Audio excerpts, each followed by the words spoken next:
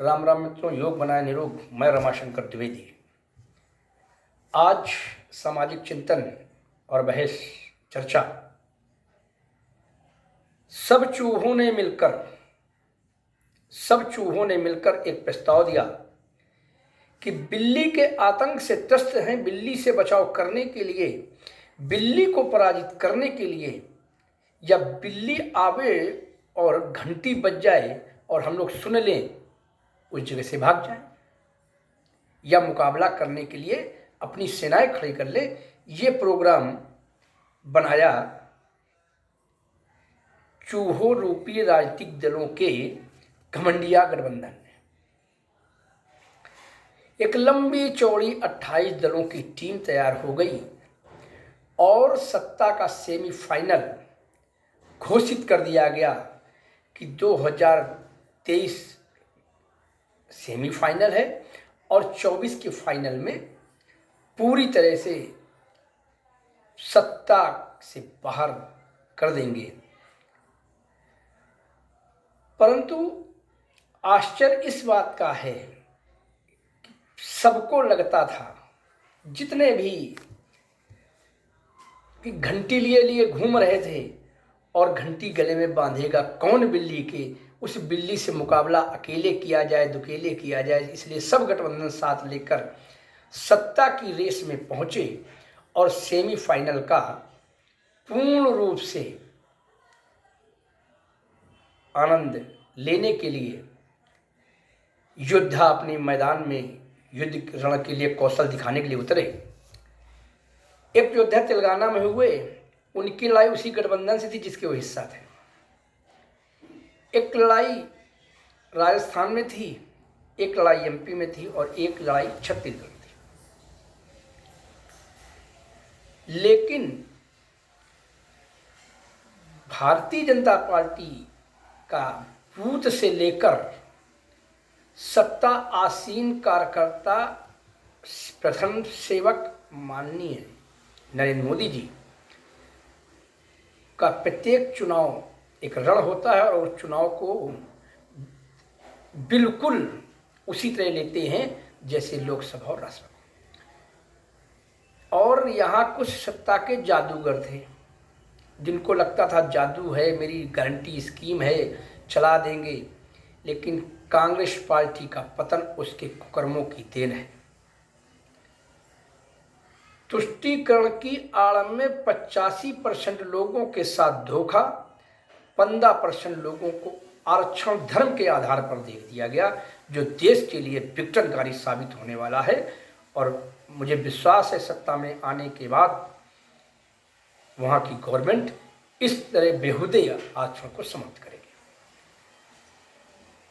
विकसित राजस्थान बनाने के नाम पर अनेक देवालयों में तोड़ 500-500 वर्ष पुराने देवालय तोड़े गए। हिंदू शब्द, हिंदुत्व से इतनी नफरत, कोई डेंगू, चिकनगुनिया, मलेरिया वायरस बताने लगा। और ये घमंडिया गठबंधन अपने आप में पूरी जोश खरोश के साथ विश्वास था कि राजस्थान में सरकार वापसी निश्चित होगी और मध्य प्रदेश में सत्ता विरोधी लहर का भी फायदा मिलेगा। और भूपेश बघेल तो सत्ता वापसी कर ही रहे और कई एग्जिट पोलों ने दिखाया भी।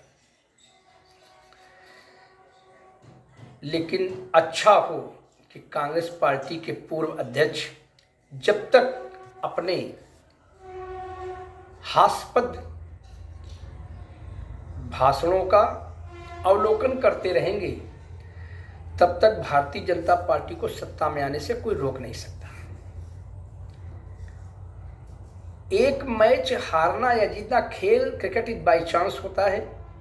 एक मैच हारना या जीतना और पुनौती जैसा शब्द इस्तेमाल करके पूरे चुनाव की गति को मोड़ दिया और कांग्रेसियों के करे हुए कार्यों पर भी पानी फेर दिया। और जो गारंटी योजना जादूगर चला रहे थे उसको भी अपने भाषण से समाप्त कर दिया। कांग्रेस का लुटिया डुबोने में इन महारथी का बहुत अच्छा रोल है।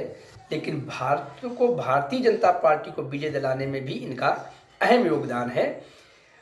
और उन सभी कार्यकर्ता बंधुओं को जिन्होंने सनातन धर्म के लिए, हिंदुत्व को बचाने के लिए, परीक्षा में लीक हो रहे पेपर, युवाओं का भविष्य बचाने के लिए, किसानों की हत्या रोकने के लिए, वहाँ की गवर्नमेंट, राजस्थान के मतदाताओं ने और संपूर्ण 3 राज्यों के मतदाताओं ने जिस तरह प्रधानमंत्री जी की गारंटी, प्रधानमंत्री पर विश्वास, अटूट विश्वास समर्पित किया,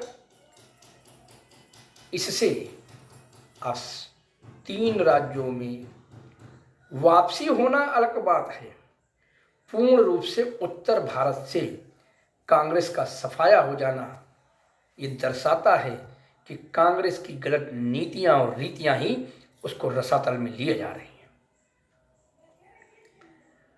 और जो भी राम का विरोध करेगा, जो राम के कार्य में रोड़ा अटकाएगा, जो भी राम को काल्पनिक बताएगा, तो राम उसको आखिरी तक राम नाम सत्य कर ही देंगे।